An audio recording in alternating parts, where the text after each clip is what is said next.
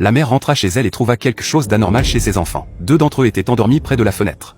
En fait, 2 corps. La mère fut submergée par le chagrin. L'histoire se déroula sur une colline loin de la ville, où une veuve vivait avec ses 3 enfants, chacun ayant un tempérament distinct. L'aîné et le deuxième étaient volontaires, et intimidaient souvent leur plus jeune frère. Le plus jeune était honnête et timide, et aidait souvent sa mère dans les travaux de la ferme. Un jour, les 3 enfants allèrent jouer dans les montagnes. Pendant ce temps, la mère, restée à la maison, rencontra un visiteur indésirable. L'homme était un chasseur des montagnes, un célibataire endurci, qui convoitait depuis longtemps la belle veuve. Mais la veuve n'était pas du genre à accepter n'importe qui. Voyant l'apparence hideuse du chasseur, elle lui ordonna sévèrement de partir. Ce rejet blessa la fierté de l'homme et le remplit de rage. Il décida de s'introduire de force dans la maison de la veuve. Dans sa fureur, la veuve lança un avertissement amer. À moins que tous mes enfants ne périssent, je n'ouvrirai plus jamais mon cœur à l'amour. Mais ces paroles prononcées dans la colère furent entendues avec intention. Le chasseur mémorisa chaque syllabe.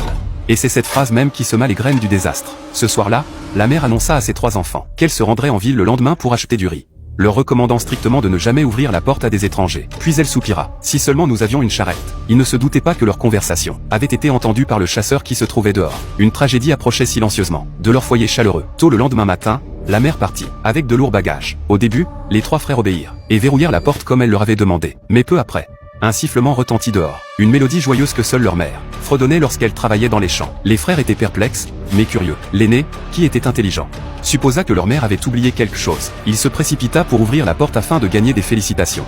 Mais il fut arrêté par le plus jeune, qui était censé. Mais soudain, on frappa violemment à la porte, ce qui ne fit que renforcer la conviction de l'aîné. À ce moment-là, le 3e frère ne pouvait plus rien faire pour l'aider. Lui et le 2e frère se précipitèrent pour trouver un abri. Lorsque l'aîné ouvrit la porte sans réfléchir, il ne vit pas sa gentille mère. Au lieu de cela, il se retrouva face au visage sinistre du chasseur, apercevant le poignard à la ceinture du chasseur.